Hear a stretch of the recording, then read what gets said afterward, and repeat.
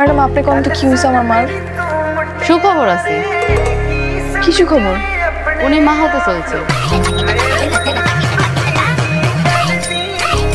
এত অবাক হওয়ার কিছু তো নাই, এটা স্বাভাবিক ঘটনা।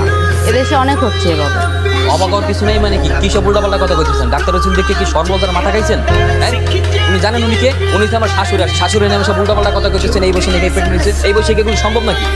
আল্লাহ চাইলে সবই সম্ভব। ডাক্তার আপনি কি সত্যি কথা কইতেছেন? আমার মায়ের মা হইতে যেতেছে?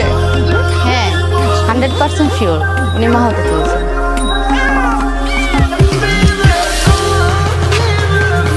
আল্লাহ রে, আমার যে কি আনন্দ লাগতেছে! এতদিন আমার স্বপ্ন পূরণ হয়েছে।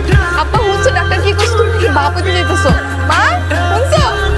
আল্লাহ রে, আমার যে কি আনন্দ লাগতেছে! আব্বা তুমি গরম হইতেছো কেন? এটা তো খুশির খবর। এতদিনে আমার একটা ভাই বোন হইল। আমার খুব মন খারাপ হইতেছে, আমি একলা একলা থাকবো, আমার কোনো ভাই বোন নেই। এতদিনে আমার পরিবারে একটা সন্তান আইব। আল্লাহ রে, আমার যে কি খুশি লাগতেছে! ডাক্তার সাহেব, একটা পুত্র সন্তানের আশা ছিলাম। আহারে কি কষ্ট! আহা, আমি কিন্তু রাজার হালে বসে আছি চেয়ারে, আর আমার বন্ধুরা রোদে পুড়া কামলা খাচ্ছে। এই কষ্ট তো সহ্য করতে পারি না। কামটা করলে পেপারটা খাওয়াটা করে দিব কে?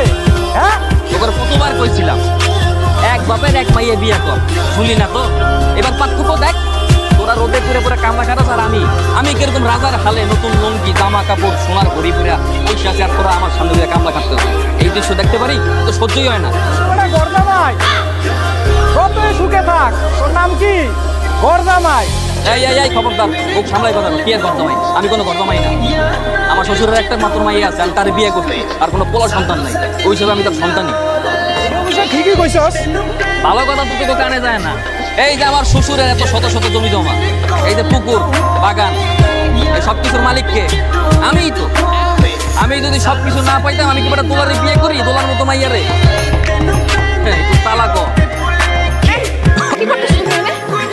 কি করতেছি আর ওই যে কামলা গুলার একটু জীবন যদি আগে পরামর্শ দিতেছি।